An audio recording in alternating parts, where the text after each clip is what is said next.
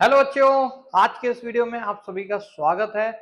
मैं विवेक कुमार एक बार फिर से आपके सामने आ चुका हूं केमिस्ट्री की दुनिया से बेहतरीन क्वेश्चन चुन चुन के आपके सामने लाने के लिए। तो देखिए दोस्तों, आज का ये question class 12th chemistry NCERT का ये क्वेश्चन है बच्चों। सॉल्यूशन चैप्टर का नाम है और टॉपिक का नाम बताऊं तो कॉलिगेटिव प्रॉपर्टीज के अंदर जो पहली कॉलिगेटिव प्रॉपर्टी है relative lowering in vapour pressure, उस टॉपिक से संबंधित ये प्रश्न रहने वाला है। तो क्वेश्चन ध्यान से पढ़ लो।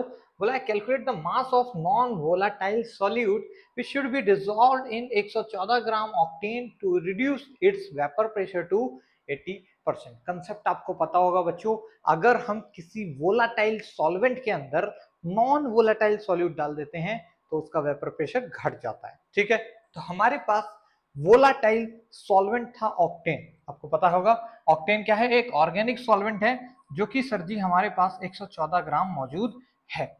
अब इसके अंदर हमने क्या किया सर जी, कुछ एक्स ग्राम, कोई हमें नहीं पता, बस हाँ उसका ये पता है मॉलिक्यूलर वेट दे रखा है, मॉलिक्यूलर वेट जिसका 40 है, एक्स ग्राम कोई कंपाउंड जोड़ दिया जो कि नॉन वोलाटाइल है। अब ये नॉन वोलाटाइल जब आएगा वोलाटाइल में तो क्या करेगा भैया, वोलाटाइल की वेपर प्रेशर घटा देगा और घटाते घटाते 80% कर देगा। 80% करने का मतलब क्या है सर, कि सर जी अगर शुरू में एक्स है तो अब कितना हो जाएगा, 0.8 एक्स हो जाएगा। मतलब शुरू में हमने वेपर प्रेशर क्या माना, एक्स, तो अब कितना हो गया 0.8 एक्स। क्या आपको फॉर्मूला याद है? हाँ जी सर, फॉर्मूला क्या होता है बेटा, P naught A minus P A divided by P naught A, it is equals to what, mole fraction of B. Mole fraction of B का मतलब है किसके, सॉल्यूट के मोल फ्रैक्शन के बराबर होता है ये चीज।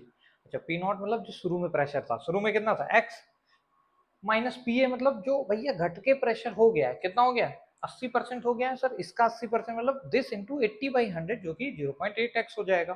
तो सर जी इन्हीं का डिफरेंस निकालना है, यानी कि मैं लिखता हूँ X minus 0.8 X divided by X should be equals to what बेटा, should be equal to mole fraction of B. अच्छा, मोल फ्रैक्शन ऑफ बी का मतलब होगा मोल्स ऑफ बी यानी कि solute divided by total number of moles. अच्छा sir, 114 ग्राम इसके हैं।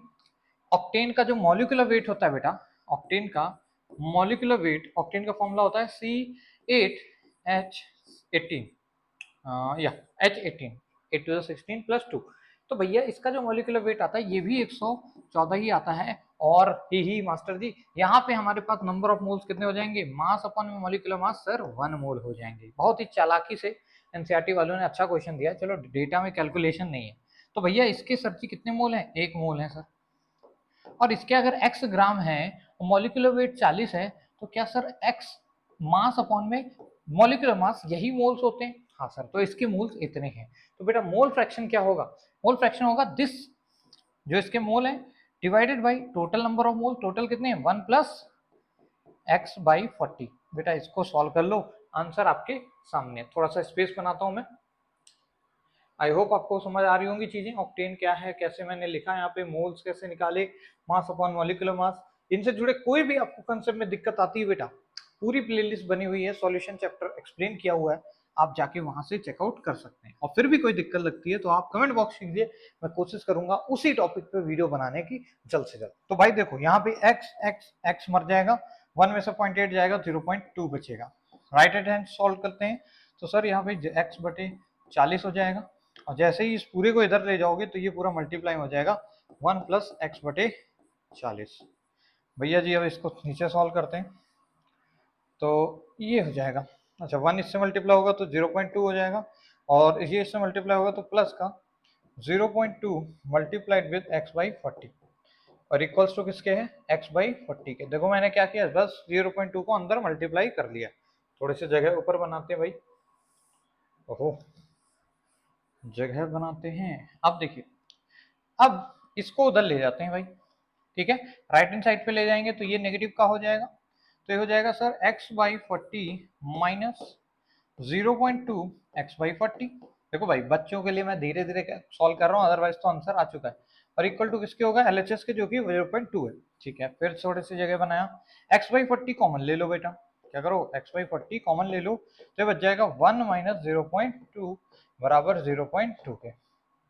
हाँ ना बोल बेटा, ठीक है, 1 माइनस 0.2 को डायरेक्टली पुट कर रहा हूँ यहाँ पे, 0.8 होता है बेटा, एक में से 0.2 जाएगा, 0.8 होगा, पॉइंट ने पॉइंट को मारा, दो ये 8 नीचे चला गया और ये 40 ऊपर क्रॉस मल्टीप्लाई कर गया, तो x बराबर कितना आ गया 40 गुणे 2/8।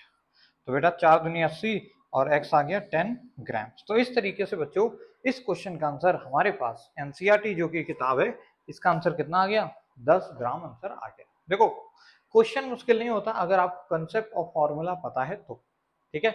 अगर आपको कंसेप्ट ऑफ फॉर्मूला मालूम है तो आप क्वेश्चन में कहीं ना कहीं से पहुंच ही जाएंगे आंसर तक, ये याद रखिए। हो सकता है फर्स्ट अटेम्प्ट में ना हो, उसको दोबारा ट्राई करें, पर ये नहीं कि भैया पहली बार में नहीं हुआ तो कभी देखा ही नहीं। दोबारा उस क्वेश्चन को डील कीजिए, आपको डेफिनेटली एक बार को वो पूरी तरीके से समझ आएगा। समझ रहे हैं? तो ठीक है, आज के इस वीडियो का जो टारगेट था वो था इस क्वेश्चन का एक्सप्लेन करना, जो कि पूरा हो चुका है। मिलेंगे नेक्स्ट वीडियो में कोई और टारगेट लेके, तब तक आप सभी बच्चों को मेरी तरफ से प्यार भरा जय हिंद बच्चों।